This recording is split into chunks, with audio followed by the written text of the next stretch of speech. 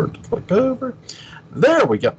I am resident of Collinwood, Jules Sains, here, joined by author of the Dark Shadows Daybook, Patrick McCray. How are you, man? I am great. It is good to see you. I'm excited to talk about this crazy 2004 pilot. Yeah. Which is a really interesting piece of film, and some of the stories and things like that I've heard around it. So I think it's a good topic. How are you? How was your week? I am doing really, really good. My kids have been cyber schooled all this week because of the weather. It's like been 7 and 9 degrees here in the lovely state of PA, and I've been getting a lot of snow. So much Pennsylvania. There's just so much Pennsylvania. It's cold, and you got pies named after weird things. And you've got stuff in Pennsylvania. I'll just say that, right? Well, there's this place called Centralia, Pennsylvania. Have you ever heard of it? No. Okay, I'll have to send you something after we're done here. But the 2004 Unaired pilot stars Marley Shelton as Victoria Winters, and Victoria is not the brunette that we love and know. She's a blonde-haired lady, and instead of her, yes, she's a governess, but this is more of a, I don't know if you're familiar with the term TSS, where she's got the folder and the file of... What does TSS mean? Well, a TSS is somebody who comes into your home and works with your kid. Me and my wife actually had that for our kids prior to schooling. They come in and like teach your kids like school, like sort of like a preschool in-home thing. That's cool. So and they have like files on your kid, like the information you've given them as a parent. It's like me and my wife. Sorry, go ahead. I'm sorry, go on. So me and my wife had to give information about our daughter when we did that for her. We had to give information about our son to basically strangers who were coming into our home through services. So because strangers, you just make it up because they're not different. Just make up something interesting. Make up a good story. Well, okay. And then he lifted the truck. No. I will always thank the TSSs who came and worked with my kids. Gretchen, Billy, Zachary, Mickey, and Jeff Palachik, who are all on my Facebook, and they're very, very good people to work with kids. But yeah, that's what a TSS does. A TSS comes in and works with your kids on things especially like, because with special needs kids as well too, they work with them as well. So that's what I view this Victoria Winters as. She's sort of a TSS in a way. She's coming into somebody's home. She's being brought to Collinsport. She has a file with her of David Collins on the train. What were your thoughts on the blonde-haired Victoria? We get caught up in a real trap of tradition, and that became immediately obvious when the 1991 pilot started, and we saw very few concessions to the fact that it was 1991 and that time had gone by, and that we dealt with disturbed children differently. And so when I saw this, the story I've heard is that Dan Curtis didn't like it very much.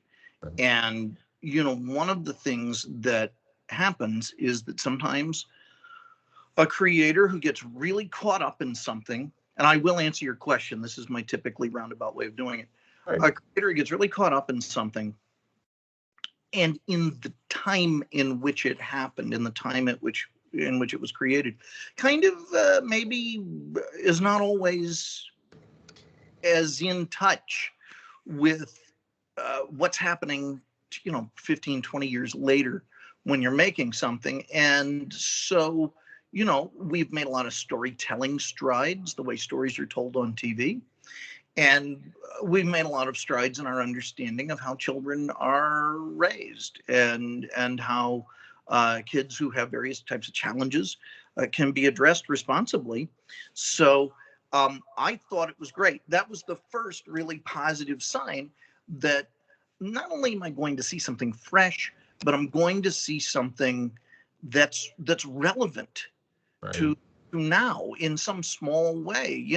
If David is a problem enough that they're having to hire out, well, then of course she's going to be looking at a file on him. And it's a very efficient means of storytelling. If you listen to her narration at the very beginning, it's not so much about her being lost, which is interesting, but that's stuff that can be revealed later. This is something that tells us, not in an existential sense, but in a very realistic sense. We're very practical people watching TV nowadays. In a very realistic sense, why the hell we're there? Right. I think when you're creating a big, dreamy, moody soap opera, which is all a tone poem, you can create a more existential message. But I think when you're doing a primetime television series and people can change that channel to 100 others very quickly, they need to know who they're watching and why they're watching. And the pilot starts it out brilliantly by accomplishing it right there. I really actually love the music they use. Now they don't use Robert Coubert's music, but they find their own way here with music, which I like. Is it a score that was written by someone, or was it just stock music that they pulled for? I'm not sure on that myself, but I did like the sound of it. It seemed to fit with what they were doing, which is important. Selected. Yeah. It supported the episode, but it got out of its way. Yep. Yep. Right away. And I love how, like you said, when she's on a train, she's explaining, why she's going there, but without like being the lost Victoria winners that we love and know. Sure, that's going to come here in this episode, sort of, in a way. Yeah. In a way. My favorite scene with her is after she gets to Collinsport and Willie Loomis takes her up there in the truck, and they sort of reference the one movie. He says they all have names like Xanadu and whatever. Yeah, Citizen Kane reference. Citizen Kane reference. I love when David is laying in the tub and he jumps out and scares her, and she chases him down and she grabs him and she goes, "First one's on the house, next one I'm going to your dad." And it's this woman had the potential to be the best Victoria winners ever. If Rob Zombie had made it, she would have held him underwater and then picked him up occasionally and said, "You like being scared now?" You like being scared? And then taken David up, and David just would have been like a dog in a thunderstorm, and she would have said, "I'll see you for algebra at 8. I like that. Toughness, what I call it. I like that. So let me see here.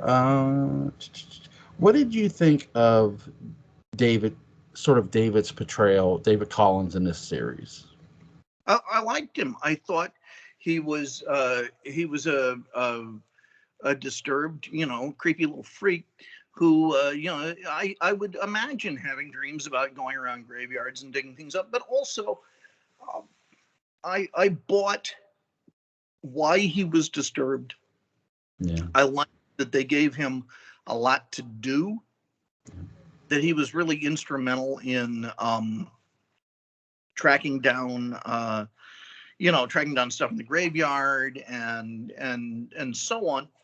And there was a moment with David that I really liked, and that's when he comes running in from the graveyard, and in his insane kind of blather, I think he's saying something like, "I must have imagined it. I must have imagined it." And that actually shows a good streak of critical thinking. He's not just going to accept every ghost named Sarah who comes along or whatever. Yeah. Now, he had just encountered Angelique, Yeah. and that is something we need to talk about later, because one of the things that this really helped me do was refine my feelings on how Angelique and Barnabas should be portrayed. But we can get to that.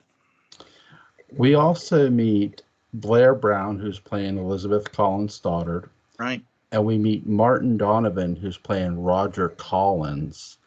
I really love this version of Roger. He is a rich asshole, and I love him for it. Yeah, he's someone that of course Elizabeth is going to have to call in a, a governess for, a keeper for, because he has absolutely no interest in David at all. And there are several times, there's at least once, where Blair Brown says, damn it, he needs you. And Roger just wanders upstairs. So this is a Roger with a real arc, but he's not some leisure suit wearing thug like the Johnny Miller version in the 2012 movie, who how could they get someone who I mean, it's not Mr. Miller's fault, but how could they get someone, costume him vaguely like Roger? Roger would never be caught dead in Sansa but the costume, they groom him like Roger, and then they don't give him a single Roger-esque line. It's like, I know it's about the 2012 movie, but why not? It's evergreen in the bashing department. It's almost as if the costume and makeup department read the script and they said, we have to give them something of Roger. We have to save the character somehow. But this guy, yes, right on the, I of course I would have loved a Connecticut lockjaw kind of, I think it's called received pronunciation accent, like Louis Edmonds used. But short of that, yeah. He's very, I agree with you. He's very much distant from his son. When you see him and start hearing him interact with Elizabeth and even Victoria, you right away get the sense of, okay, there's a reason this girl's here, and that's one of many. Yeah. Is him. And I love Blair Brown's portrayal of Elizabeth here, even though it's one unaired pilot.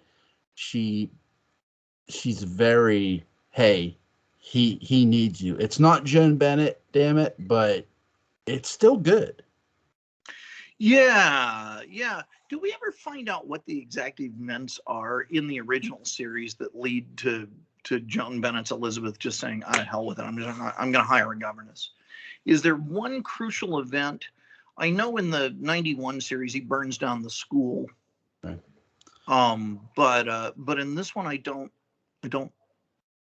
in the original I'm not sure what it is, because there's got to be a moment. Right. They handle him for a while. Yeah.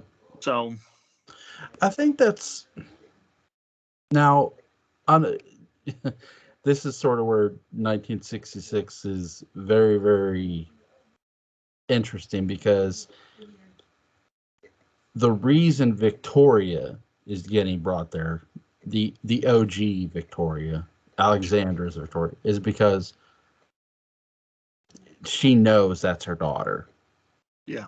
I honestly think that's why she's really getting brought there. Not to real, but to Elizabeth. Elizabeth knows the real reason she's getting brought there. But to everybody else, to Roger, to Carolyn, to whoever, she's getting here to brought David. Now she has the credentials to teach David. That's sure. The important part, Well, she had to be taken to that foundling home, after Order 66 wiped out all of the other Jedi, and right. that Victoria would be the last. And so, finally she can be brought in. God, I wish that'd be great. Lightsaber would cut her own hand off. So what's this? Oh gosh. Oh, I don't understand. And it would just, they'd all be dead. They were the bad guys. Right. Ellen would suddenly have some sort of Bob, some sort of Louise Brooks Bob. Huh? Right. But you're right. The original series, it's more about, even though, yes, Victoria has the credentials to teach David in the original, it's more about her being Elizabeth's daughter, even though they don't tie that in. David is a convenient excuse. Yes. 1000%. because they could still have him taking all of his, cotillion lessons from Matthew Morgan, learning all the fineries of tea settings and so on from him. He just needed to be, Matthew just needed to take him out in the woods. Hey, okay, now it's going to get legal, and this. Just stop the story right here. You chop the wood, kid. You do the labor. I didn't know what he was out in the woods for. Oh my God! But so in the 2004 unaired pilot, Alec Newman. Yes, Alec Newman. Yeah. Is playing Barnabas Collins. What were your thoughts on his portrayal? As far as playing the Barnabas character written in the script, he's terrific. Yeah. He is he's charming. He is, I think he's very likable. I want to follow this guy. I want to see what else he does. When he and Roger have their initial confrontation, I'm on his side. I want to see him pull the wool over this guy's eyes. I still don't think it's. I think what Jonathan Frid captured was an accident, and I think it was an accident due to total fear. And that's one of the things that actors do not want to show. Mm-hmm. They certainly real, authentic fear, and so from that sense of nailing the Barnabas character ideal, it's way too Rico Suave. I mean, a guy who's been buried for all this time and so on is he's making it up as he goes along as best he can. He's not going to be nearly that confident. This is the most terrifying moment of his life because, I mean, yeah, I guess he could vampirize, City Hall and do all sorts of other stuff, but what a pain. All Roger and Elizabeth have to say is, I don't think so. I don't think so. And now if they requested a DNA test, 23andMe would call back and say, why is there nothing after 1770 on this guy? What's going on? Right. I think that's the thing. Like, he's very sort of overconfident when going to the great house, where there wasn't that with Jonathan. You're right. Jonathan showed that fear in that range. And I love that. But with this, and I love how Roger challenges him in the 04 unaired pilot. I love that tension between the two. It's logical. You could imagine you have that much wealth. Right. Going out to be members of the family could happen. Yep. Here's a good measure of your Barnabas. In that opening scene, if a cat suddenly jumped out of a cupboard, how would they respond?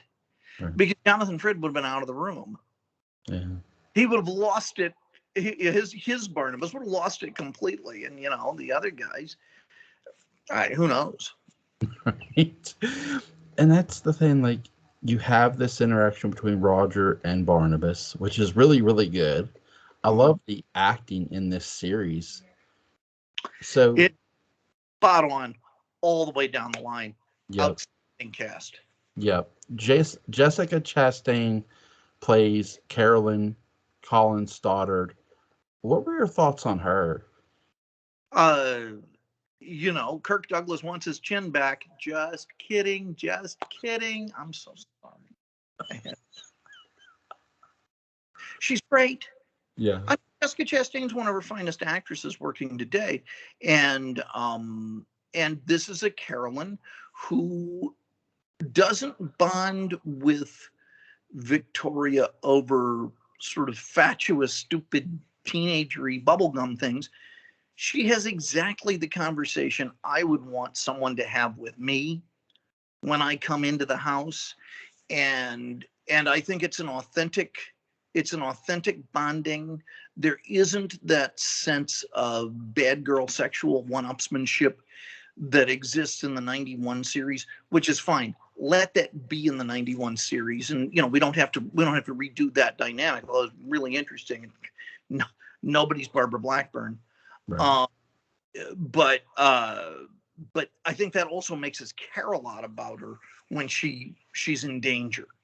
Yeah. They established that extremely well, and I think one of the things that they're smart about is that rather than it be about the story of Victoria shows up and there's a creepy family and then an even creepier relative, and oh Christ, what do we do now?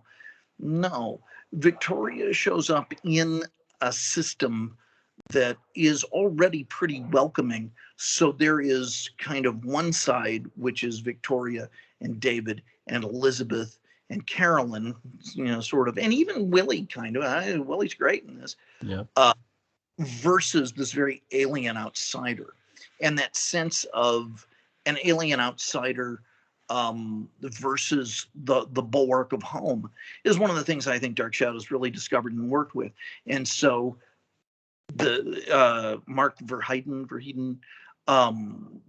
who brought this to television largely, was very smart in that. And this is a thing that I really implore anyone who does a remake of something to study. This is a good textbook. I don't care if Warner Brothers didn't buy it. I don't care if it has a crappy final line or the weird lighting or anything like that. Notice my lighting is as if Mr. Hogan came in and did it. This is very much a study in how you do it right, and the way you do a reboot correctly is that you don't look at how the show was in the beginning. Right. Because it wasn't a success in the beginning. It was nothing in the beginning. Nobody knew what they were going to do. You look at it when it was at its strongest. And you say, okay, when people really loved this, what was it doing? And you put that on the air. You use that as your set of crib notes. And I definitely think that's something the 04 Unaired pilot was doing, for a lot of it. It really captured a lot of things. All the characters, you were intrigued with every one of them. Willie's girlfriend gets 86. She gets killed off by Barnabas and dumped in the water, which I love. And it was a good. Well, I'm sorry. Keep going. Right. It was I love the fact that she's working for Professor Stokes, right? We get a Professor Stokes shout out in this series, which I love. And it let me know, oh my God, we could have gotten Professor Stokes in this series if it would, stayed. But I love the fact, so you have your Professor Stokes nod, which is cool. And it keeps, that's always been the one constant. Every time I go back and watch this, when I hear the word Professor Stokes, I'm like, oh my God, that's so cool. And it's always forever in my mind, the entire episode. They know what they're doing. Yes, the people who did this episode, who were doing this, they did know what they were doing. I don't mind the red lighting. I guess if I had to play devil's advocate, could I see the nitpick in it? Sure, but I don't mind it. Yeah, I don't know what really went on.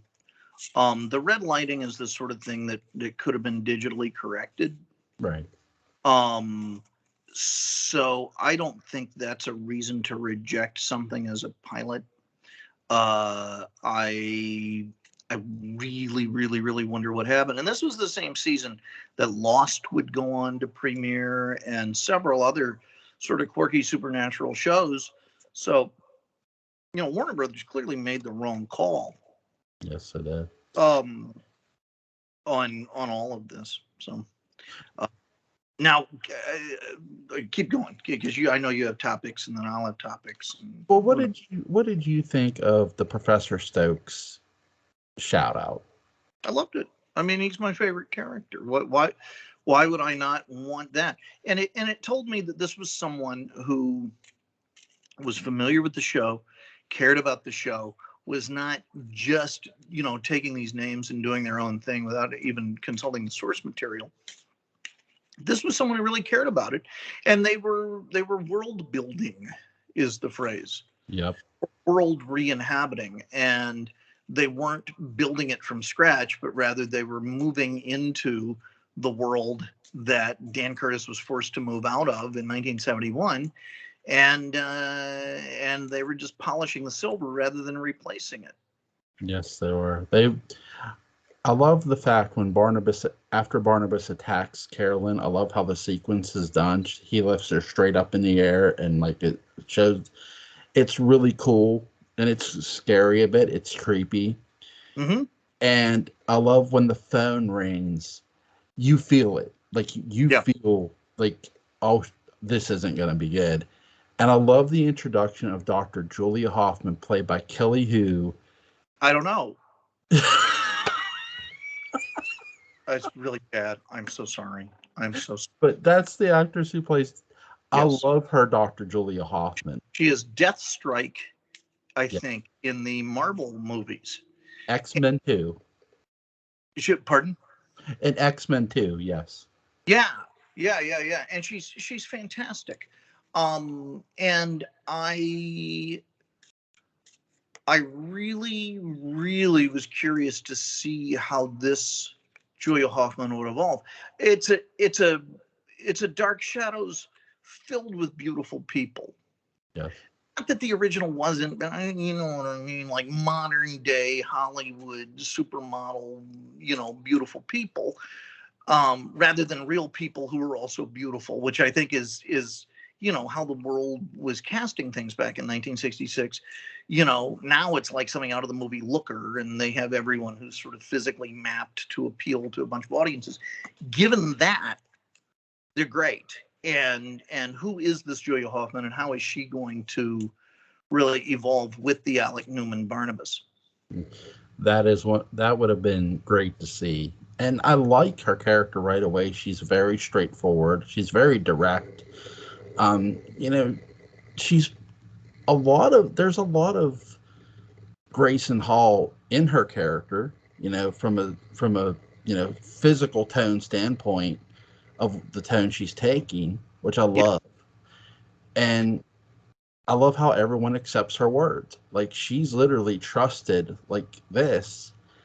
And it's one of the coolest things is I said about Professor Stokes gets a shout out. It was Professor Stokes who hired Willie's girlfriend to find out about the Collins's, stuff, which is cool.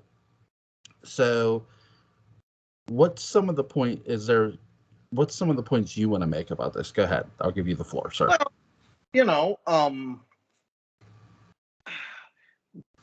this is a pilot that I had a lot riding on personally. When it came out, Dark Shadows wasn't cool again yet, and it was kind of a joke because Joss Whedon, who we've recently learned is even more Person of the Year, had a paradigm for television and for vampires and for a certain take on camp, which I never got, and so on, that was the dominant paradigm. And I kept saying, yeah, but Dark Shadows, you got to go back to Dark Shadows. And I'd be laughed at. And so when this was announced, and when it had, people from West Wing and Smallville and all of that associated with it, and it had, kind of an A-listish cast, with Blair Brown leading it, and Alec Newman, who was on Dune, as Barnabas, this was something to be taken seriously. And allegedly, Warner Brothers thought that they looked around, they saw there were too many vampire shows, too many things like that. I don't know, and decided there just wouldn't be a market for it, and so they went with The Mountain. And that was a very disappointing decision. I will forever, conveniently blame lots of people who probably are blameless, like Rob Bowman, Star Trek The Next Generation director, who apparently split early on into shooting this thing to go make Elektra. Okay, so, I guess they threw a bunch of money at him, and I probably would have done the same thing, but it's convenient for me to blame someone, so I'll just blame that. P.J. Hogan, who directed it, is the director of some very good romantic comedies. He directed Muriel's Wedding. He directed My Best Friend's Wedding. I guess if they called this a Dark Shadows Wedding, it would have been successful. But you know, Hogan is a capable director, because I looked him up expecting to see, you know, a bunch of failed pilots, you know, a failed pilot to Sanford and Son ruined by the lighting or something like that. And no. Now, he is the son of Crocodile Dundee, Mr. Shrimp on the Barbie himself. Oh, wow. Yeah, he is. He is the Paul Hogan's son. So, for whatever that's worth. But I think they did everything right. The thing that bewilders me, well, you know, they cut off the funding. Also, they had almost all of the effects done. It's like it was 80% done. So the fact that we have anything is a miracle. I just have to ask, what the hell was going on with that last shot? Yeah. Because it's tasteless.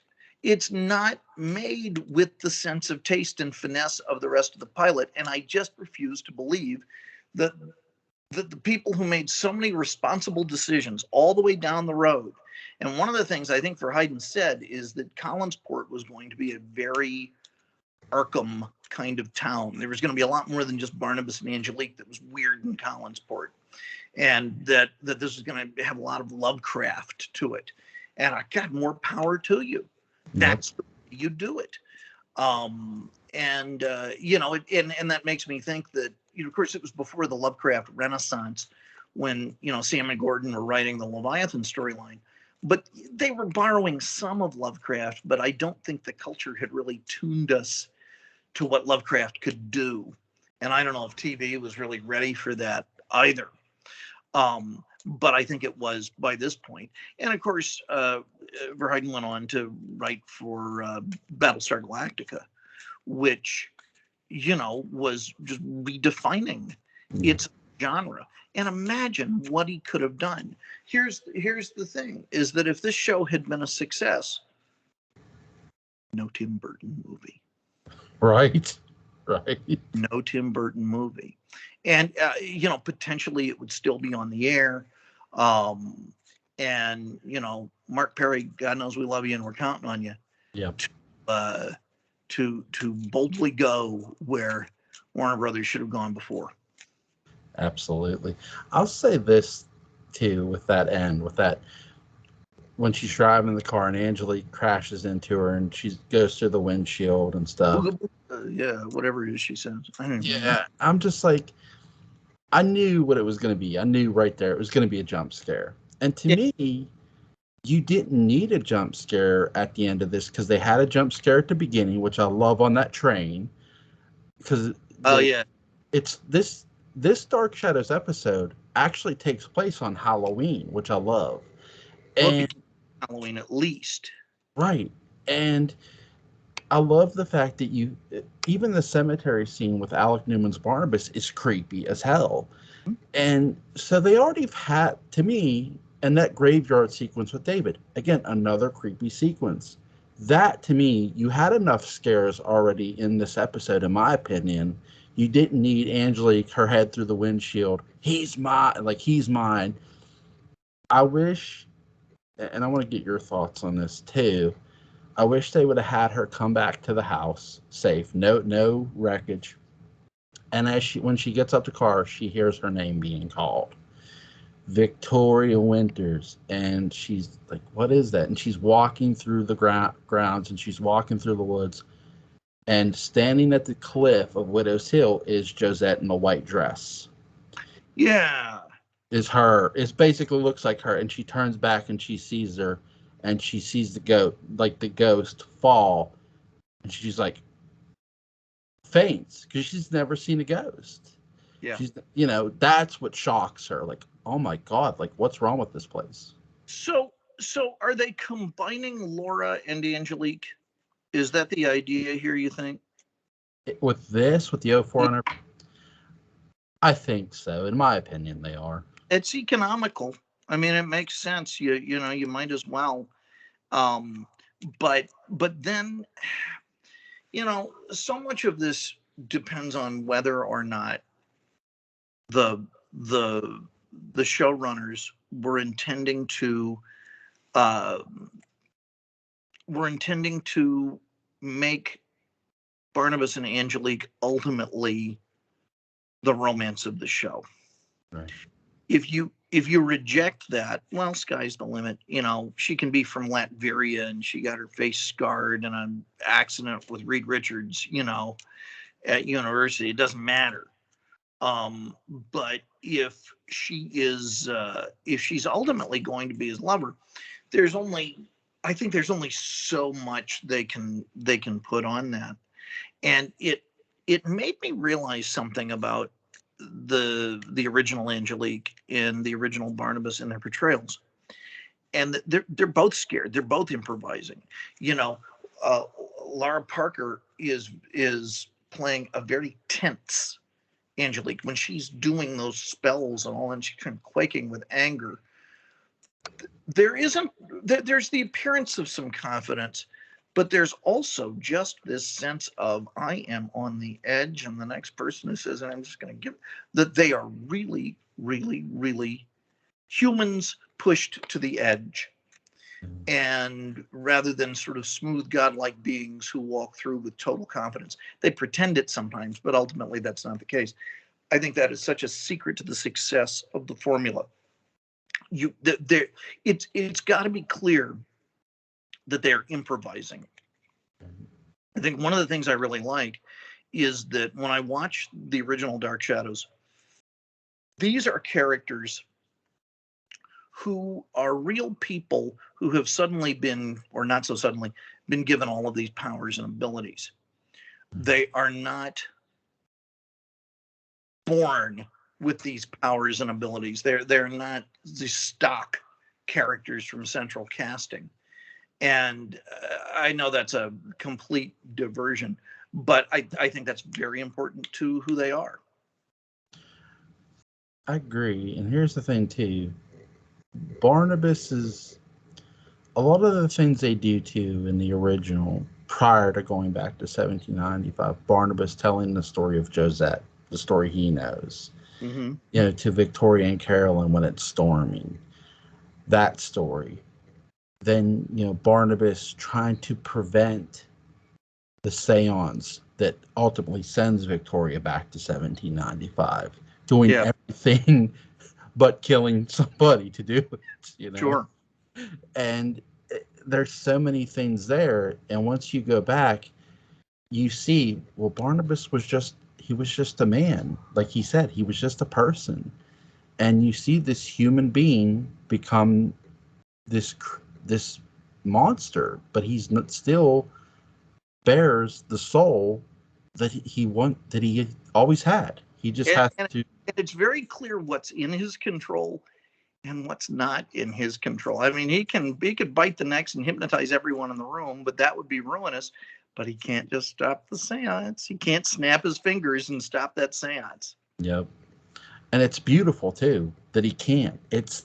I love when Fred looks over at Nancy Barrett's Carolyn's Collins' daughter, and he shakes his head no. He doesn't say nothing to her. He just don't When Sarah goes into Vicky, it's and basically that was the sort of it's sort of a sucker punch to both Carolyn and Barnabas at the same time, and I love it. And it's beautiful to watch. And that's something, too, where I do think the 04 Unaired pilot had with, you had Roger and then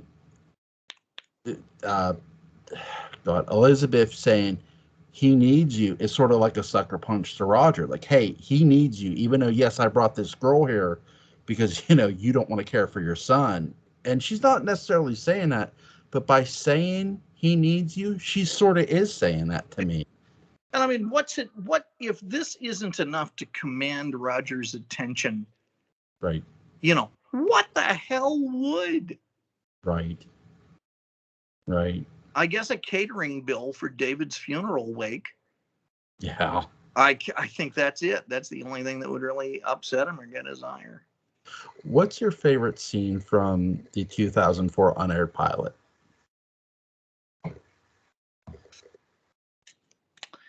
I kind of like when Willie is spiffed up, and that's just a moment that I really notice that I like.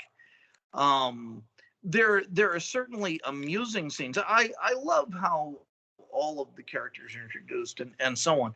The most, I'll say what the most ham-fisted moment is that I wish they had done something a little more subtle.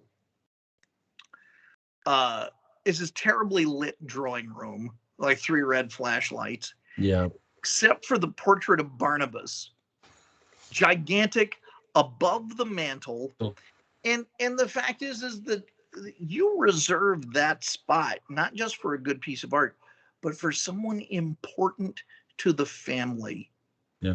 That would be like George Washington strolling into the Oval Office or something, which he never occupied. But because White House wasn't built then. But you know what I mean. It's oh my God, it's you, instead of it being okay. It's kind of beside somebody important's above the mantle. You're the kid that was supposed to move into the house and didn't, and got syphilis or something, went off to France or whatever, they went off to England, whatever they have for him. So I really have to ask, what is so important about Barnabas in the family that he has this position of honor? Right. And why don't they act accordingly? Yep. I really sort of wish they would have put Joshua's portrait above the fireplace. That would have made sense. Sure. That would have implied that they had Joshua cast. Right. Yeah. And it would really slick if that had been planned. Of course, one of the ways that you could do a pilot like this, and that I've thought about, how I would do it, is that you have both stories taking place simultaneously. That you have Vicky showing up at the house when she first appears, and then Vicky showing up in 1795 after the seance, and it's both stories parallel. Oh, wow. And it's a pretty good idea. Yeah. Here's the thing too, in the original Dark Shadows, when Vicky goes back, by the process of her going back, she's already changed time, because it's Phyllis Wick who's who Yes. on Yeah. So now you've sort of changed. It isn't Phyllis Wick who's going to be accused of witchcraft. It's going to be her, you know.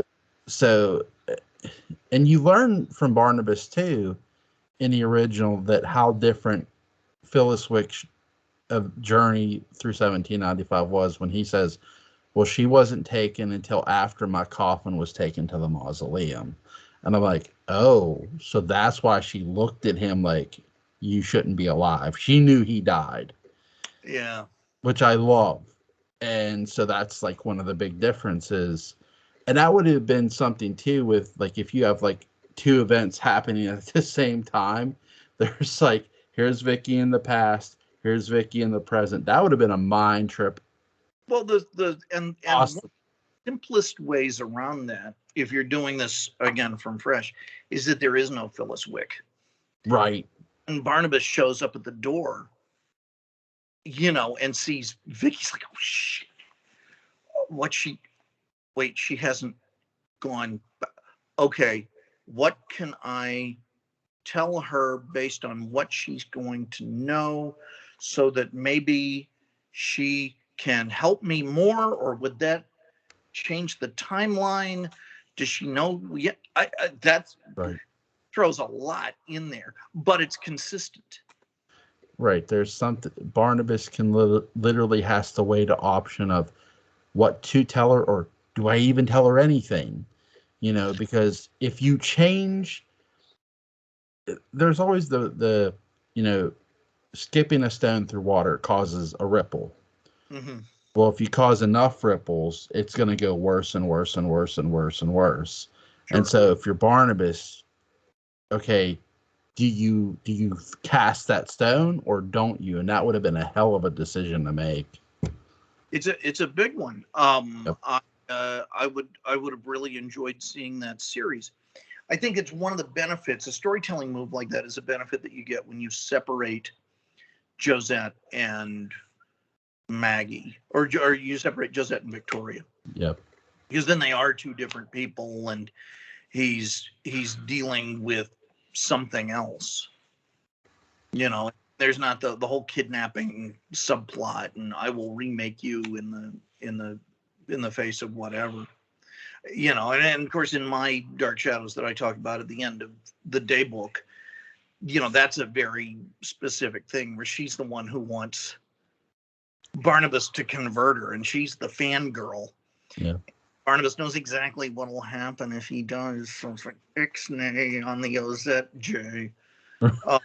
Because it's just going to piss off Angelique even more, which, you know, of course it does.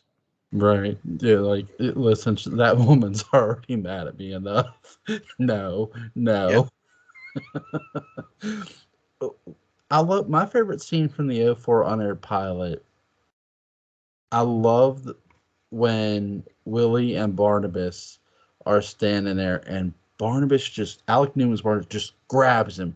Why did you release me, Willie? And basically what Barnabas is doing is, to him, this is everybody from 1795. He's looking at Willie like Ben Stokes. Mm-hmm. And I love it. And he doesn't call him Ben, but he might as well be. Yeah. By doing that, which I love. That's a great moment. And again, that's a moment clearly written by someone who's seen the series. Yep. So he doesn't have to reinvent the wheel. He can just make it go in really cool places. You know? Maybe not cool places. I've watched like this up and down, and I love it. I give it a solid 8 out of 10. What do you give it? Oh, yep. I mean, what's a 10? What's a 10 out of 10? So I know what our standard is.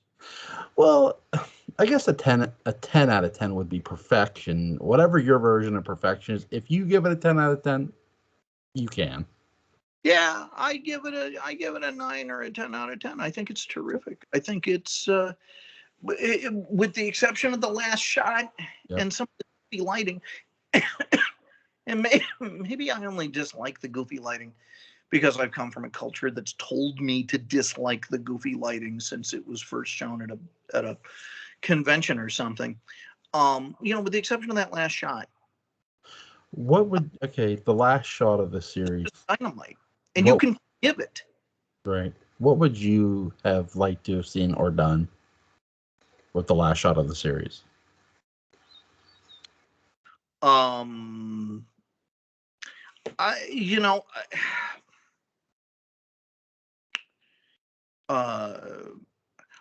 think probably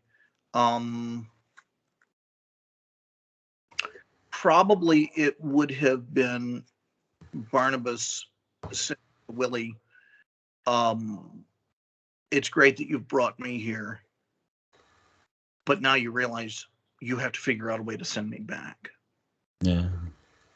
That what is Barnabas actually going to want? And probably rewrite the past. Yeah. So maybe something like that. That's a good question. It's a big question.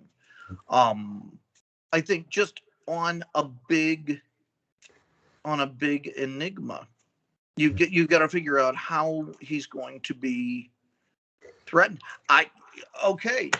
This is it. And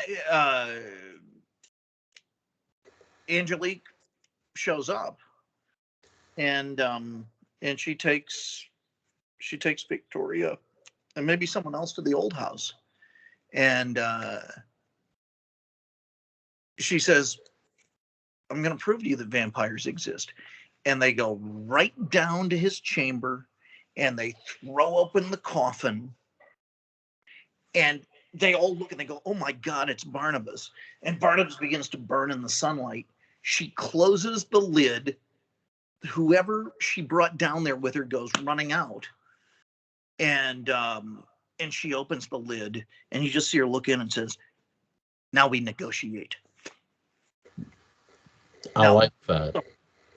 Every Dark Shadows fan has never seen that. Nope. many chances, do as many things with a vampire that's never been done. Yeah. And give even the Dark Shadows fans reasons, whether they're mad or happy or what, to go, oh, Christ, I got to tune in next week. What the hell did she do? Yeah. I love that. I love that. That is awesome, man. Thank you. I'm trying to think.